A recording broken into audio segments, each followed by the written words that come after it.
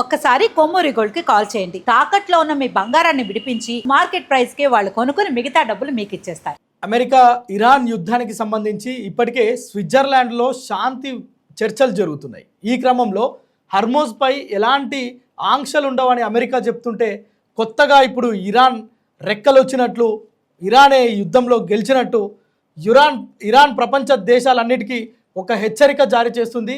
ఎవరైనా హర్మోజ్ జలసంధికి సంబంధించి కొత్తగా ఏర్పాటు చేసిన మార్గంలో వెళ్ళాలంటే ఖచ్చితంగా ఇరాన్ దగ్గర పర్మిషన్ తీసుకోవాలి, లేకపోతే మీరంతా డేంజర్ జోన్లోకి పోతారు, మీ వ్యాపారాలు కొల్లగొట్టేస్తామని చెప్పి హెచ్చరికలు జారీ చేస్తుంది. కయ్యానికి కాలు దూతుంది ఇప్పుడు అమెరికాతో కాదు, మొత్తం ప్రపంచంతో. ఎందుకు ఇరాన్ ఈ విధమైన ధైర్యం ఎక్కడి నుంచి వచ్చింది అంటే మొన్నటి వరకు అమెరికా మొత్తం కూడా అష్టదిగ్బంధనం చేసింది మొత్తం ఈ యొక్క ఇరాన్ ప్రాంతాన్ని. మొట్టమొదటగా ఇజ్రాయెల్కి ఇరాన్కి ప్రారంభమైన ఈ యుద్ధం తర్వాత ఇజ్రాయెల్కి అమెరికాకున్న ఫ్రెండ్షిప్ తోటి, దౌత్యపరమైన ఈ యొక్క ఫ్రెండ్షిప్ తోటి ఇరాన్ని మొత్తం ఉక్కిరిబిక్కిరి చేసింది అమెరికా. ఈ క్రమంలోనే హర్మోజ్ జలసంధిపై ఏ క్షణమైన ఇరాన్ ఆంక్షలు విధిస్తే యుద్ధం తప్పదని ట్రంప్ ఇప్పటివరకు హెచ్చరిస్తూ వచ్చిండు. హెచ్చరించడమే కాదు, పలు దఫాలుగా పాకిస్తాన్ మీడియేషన్ చేసిన తర్వాత మరొకసారి కూడా శాంతి చర్చలు జరుగుతూనే ఉన్నాయి. మరోసారి ఇరాన్ పైన అమెరికా దళాలు పూర్తి స్థాయిలో విరుచుకుపడ్డాయి. ఆ దేశం ఒక శ్మశానాన్ని మనం చూడొచ్చు, అది మొత్తం కూడా శ్మశానాన్ని తలపించేలా వ్యవహరించింది. కానీ ప్రస్తుతం శాంతి చర్చలు జరుగుతున్న తరుణంలో ఇరాన్ ఎందుకు ఈ విధంగా మాట్లాడుతుంది? ప్రపంచ దేశాలకు సంబంధించిన వాణిజ్య ఒప్పందాలు కావచ్చు, అక్కడి నుంచి వచ్చే క్రూడ్ ఆయిల్స్కి సంబంధించిన నౌకలు కావచ్చు, ఈ నౌకానయాన మార్గం పైన ఎందుకు ఇరాన్ అవాకులు చెవాకులు చేస్తుంది? అంటే శాంతి చర్చలు జరుగుతున్నాయి స్విట్జర్లాండ్లో, మమ్మల్ని ఏం చేయలేరనే ధైర్యమా? ఒకవేళ అమెరికా సెనేట్ ఇప్పటికే యుద్ధం పైన ట్రంప్కున్న అధికారాలని తొలగిస్తూ ఒక నిర్ణయం తీసుకుంది. అమెరికా కాంగ్రెస్ వద్ద ఖచ్చితంగా పర్మిషన్ తీసుకోవాలనే ఈ యొక్క ఏదైతే నిర్ణయం ఉందో, ఈ సెనేట్ తీసుకున్న నిర్ణయం ఏదైతే ఉందో, తీర్మానం ఏదైతే ఉందో, ఇది ఇరాన్కు కలిసి వచ్చిందా? అంటే ట్రంప్ ఏం చేయలేడు, ఇంకా మమ్మల్ని మేము చేసిందే, మేమే తలుచుకుంటే అది చేస్తామని ఇరాన్ రంకెలేస్తుందా అంటే వాస్తవంగా ఇది ఒక రకంగా అవుననే చెప్పాలి.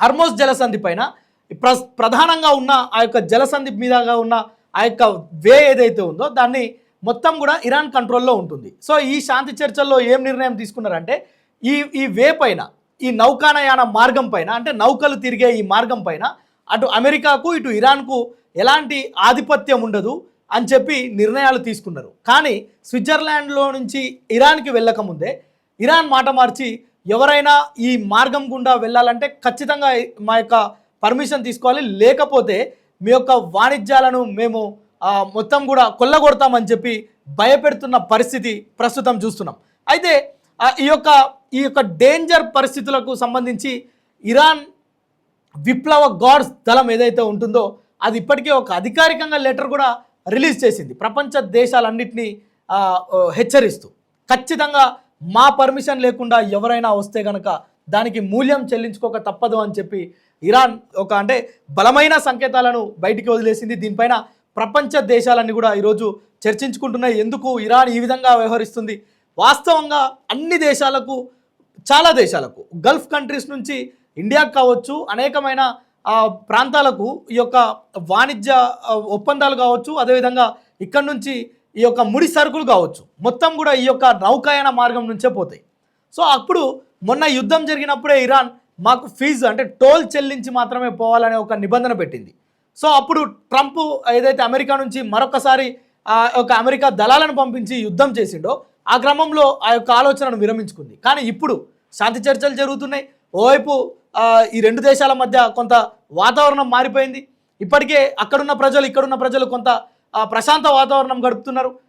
సో ఇంత దెబ్బతిన్నాక కూడా ఇరాన్ తన మొండి వైఖరిని విడకుండా మరొక్కసారి ప్రపంచ దేశాలకు హెచ్చరికలు జారీ చేయడం అంటే ఇది నిజంగా కూడా ప్రపంచ దేశాలతో కయ్యానికి కాలు దూతున్నట్లే. అంటే ఈ యొక్క హర్మోజ్ జలసంధి పైన ఆధిపత్యం కొనసాగించాలనే ఒక దాష్టికమైన గుణం మనం ఇరాన్ ఆ యొక్క సెనేట్ దగ్గర చూస్తున్నాం, ఇరాన్కి సంబంధించిన ప్రభుత్వంలో ఉన్న ఆ యొక్క నాయకుల దగ్గర చూస్తున్నాం. లేకపోతే అంత సుదీర్ఘమైన లెటర్ను, అంత హెచ్చరికలతో కూడిన లెటర్ను ప్రపంచం మీదకి ఎలా వదులుతుంది?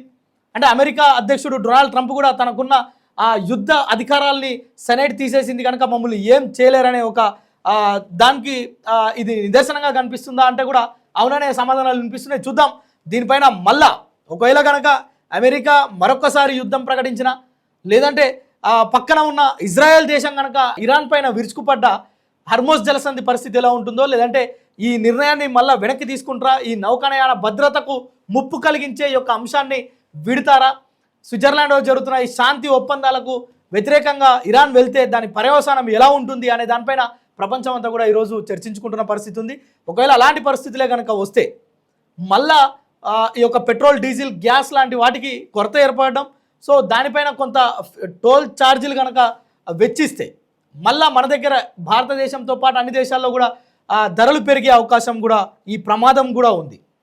సో ఈ ప్రపంచ దేశాల్ని ప్రమాదంలో నెట్టివేసే ఈ యొక్క చర్యను అన్ని దేశాలు కూడా తిప్పికొడుతున్నాయి. హర్మోజ్ జలసంధి పైన ఆధిపత్యం లేకుండా ఉండాలనేది ప్రపంచ దేశాలని కూడా కోరుకుంటున్న పరిస్థితి తాజాగా నెలకొంది.